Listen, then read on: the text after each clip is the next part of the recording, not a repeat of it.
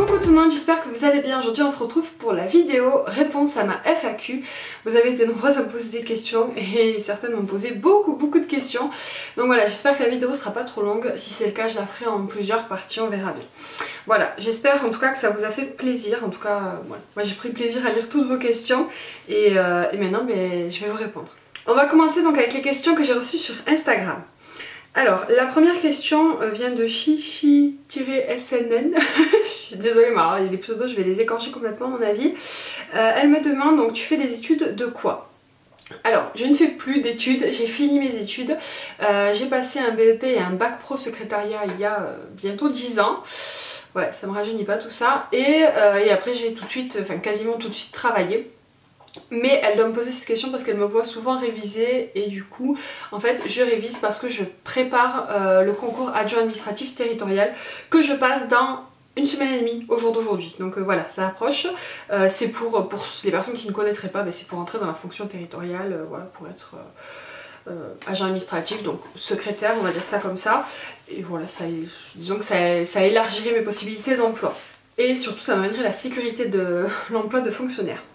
Ce serait l'avantage. Ensuite, Passion Danse YouTube à l'idée m'a demandé: tu comptes avoir un autre bébé quand Aaron sera plus grand? Je crois que cette question elle est revenue plusieurs fois dans les commentaires et dans les questions YouTube.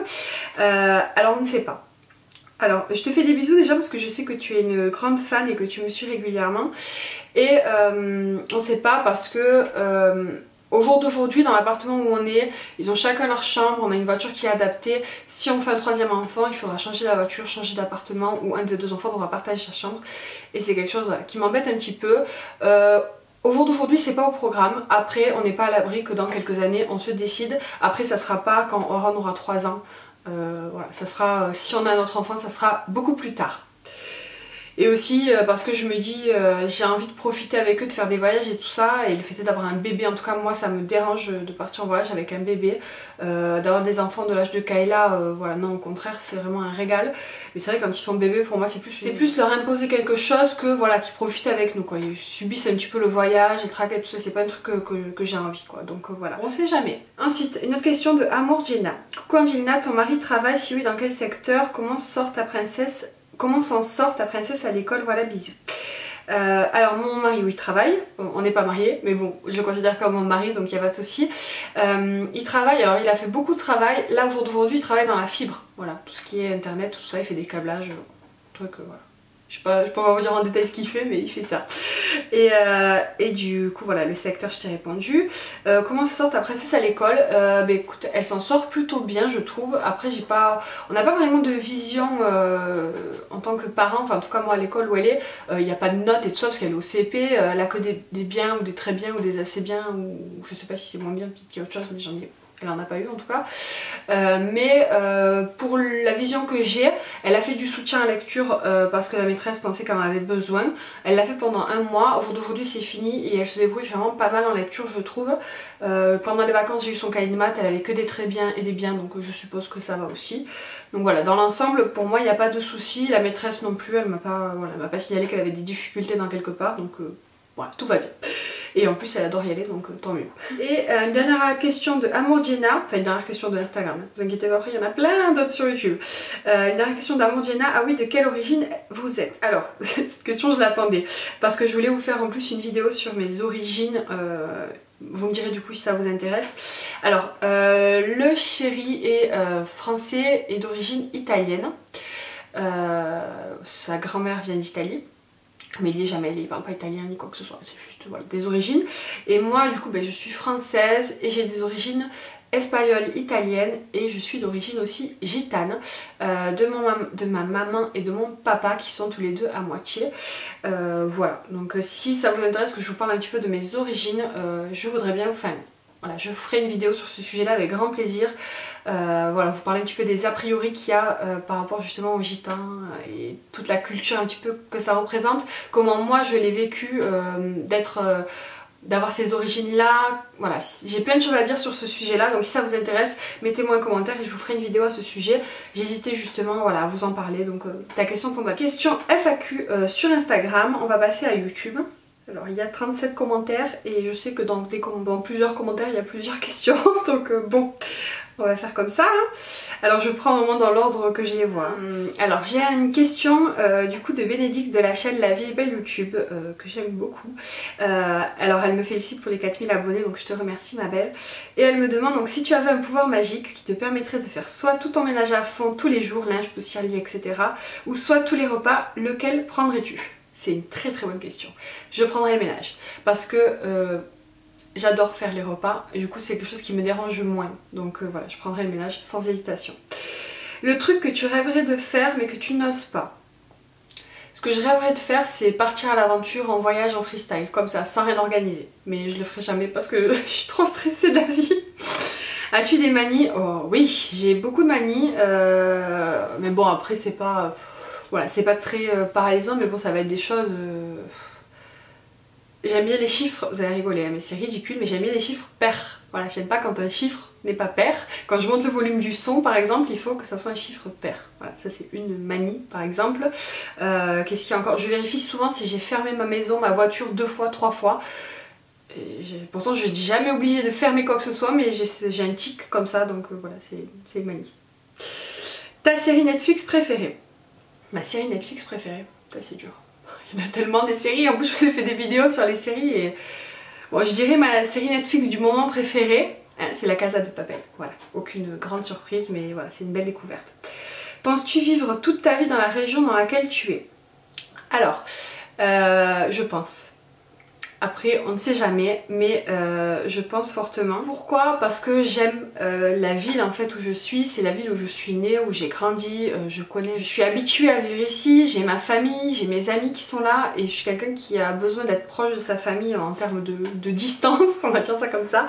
Du coup, c'est vrai que je me verrais pas par exemple aller habiter dans le nord ou même dans un autre pays, même si peut-être aller un mois ou deux...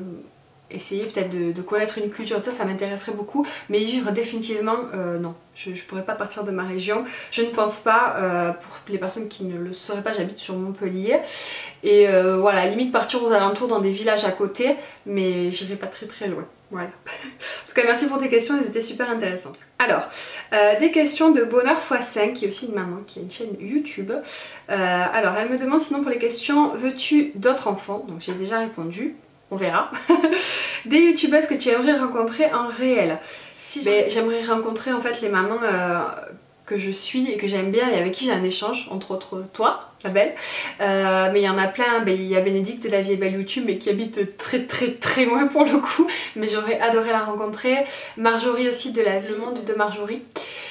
C'est sa chaîne. Et aussi, comment elle s'appelle? J'ai un trou. Elle a changé de nom de sa chaîne il n'y a pas longtemps. C'était le cocon de Titite et c'est devenu une famille formidable il me semble. J'espère que je dis pas de bêtises. Et du coup voilà, toutes les mamans un petit peu comme ça que je suis et que j'aime bien, j'aimerais beaucoup les rencontrer.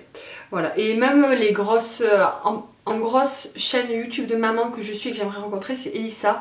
Parce que c'est une des mamans dans laquelle je me reconnais le plus, on va dire. Alors une question de Marie-Sara Bougnetta.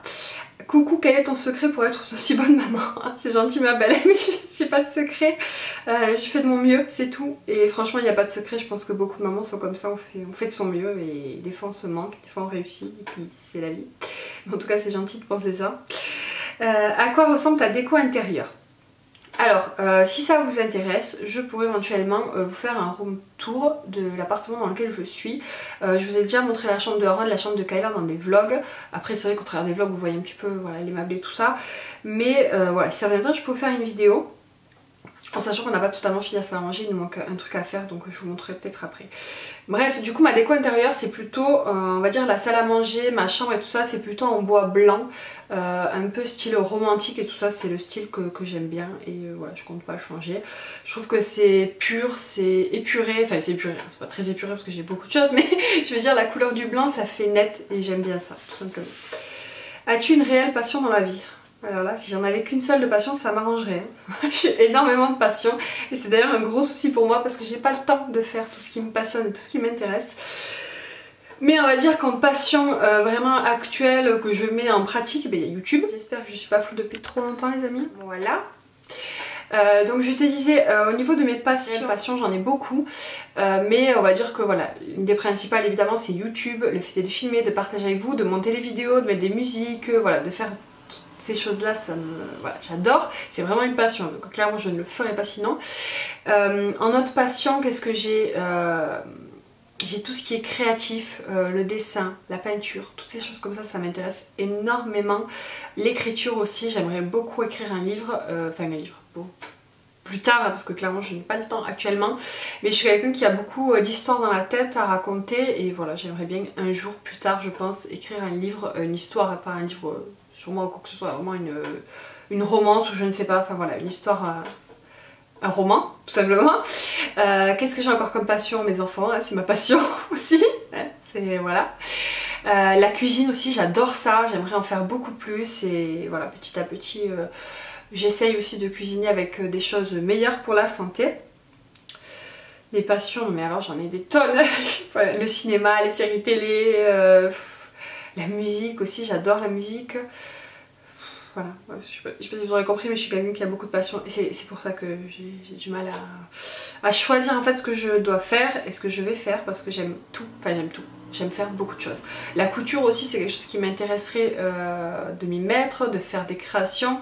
Bon, on va dire que c'est tout ce qui est vraiment créatif voilà, qui m'intéresse, voilà pour te faire un résumé parce que sinon je vais m'étaler. Je suis déjà à 15 minutes les amis, je vais répondre encore à là et puis après je vais faire une autre vidéo je pense. Alors... Dans quel pays souhaites-tu le plus que tout aller? Le pays dans lequel j'aimerais le plus aller, c'est les États-Unis. Voilà. Voilà. C'est mon rêve, mais je ne vous en parle pas trop parce que du coup, il y a une autre question qui arrive sur ce sujet-là, il me semble. Mais voilà, le pays sur lequel j'aimerais le plus aller, c'est les États-Unis. Pour toi, quelle couleur te représente le plus et pourquoi? La couleur qui me représente le plus, c'est très dur comme question parce que j'aime beaucoup de couleurs. Je dirais le bleu. D'ailleurs, j'en ai sur moi, donc ça tombe bien. Je dirais le bleu parce que voilà, il y a le bleu du ciel, c'est clair, ça fait rêver et voilà, ça me représente bien parce que je suis une fille très rêveuse et voilà, qui a un peu la tête dans les nuages, donc je dirais que ça serait ma couleur.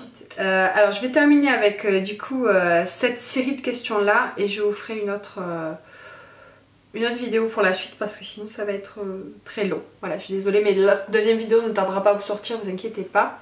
Alors... là je vais répondre aux questions d'Isa Chineuse, donc Isabelle qui est une très fidèle de la chaîne et je te remercie encore, je te fais des bisous parce que j'aime beaucoup discuter avec toi. Du coup elle me félicite pour les 4000 abonnés et elle me demande du coup, parce que j'ai dit qu'éventuellement je ferai un live et voilà, je pense vous en faire un. Je vous tiendrai au courant, de toute façon je vous préviendrai à l'avance. Alors pour les questions. Aimerais-tu déménager dans une autre région? Si oui, laquelle? Du coup j'ai déjà répondu, je n'aimerais pas changer de région parce que j'aime trop là où je suis. Après si je devais partir ailleurs, je pense que si vraiment je partais, je pense que ça serait peut-être dans un autre pays pour le coup. Mais ça n'arrivera pas, clairement. Aimerais-tu être propriétaire? Si oui, une maison ou un appartement? Alors, ta question elle est vraiment actuelle parce que du coup on n'y pensait pas spécialement avant. Et aujourd'hui on commence à en parler avec le chéri. J'aimerais être propriétaire, évidemment. Si je pouvais acheter l'appartement dans lequel je suis, je l'achèterais. Sauf que c'est un appartement HLM donc on peut pas tous les acheter, c'est pas, voilà, on peut pas faire comme on veut. Et du coup on réfléchit à acheter un appartement ou une maison. Moi clairement je préférerais une maison parce que partir d'un appart pour aller dans un autre, ça m'intéresse pas parce que je pense pas trouver un appart mieux que celui dans lequel je suis. Il est grand, on est bien exposé, voilà, le quartier est sympa, j'aime l'appartement dans lequel je suis. Donc si c'était pour partir dans un autre appart, ça m'embêterait un petit peu. Donc voilà, plutôt une maison avec un petit jardin et tout, ouais clairement j'aimerais trop. Après c'est pas tout de suite parce qu'il faut que moi aussi j'ai un travail, ce qui n'est pas actuel pour l'instant. Mais voilà, dans les années à venir, pourquoi pas. Alors ensuite, quel est ton plus grand rêve? Ouais, je savais quelle y était cette question. Donc mon plus grand rêve, c'est de partir en fait aux États-Unis avec mon chéri, mes enfants et d'aller au Disney de là-bas. C'est un rêve très enfantin pour certaines personnes je pense. Mais vraiment c'est un de mes rêves. C'est un de mes rêves parce que j'en ai beaucoup des rêves. Mais on va dire que c'est celui qui est le plus présent dans ma vie. Je voudrais y aller quand Aaron aurait voilà, 5-6 ans, hein, pas avant, mais vraiment c'est mon rêve d'aller là-bas. Alors aller au Disney, il y en a 2 différents, je sais pas aller auquel précisément, peut-être au plus grand, sûrement au Disney World, je crois que ça s'appelle.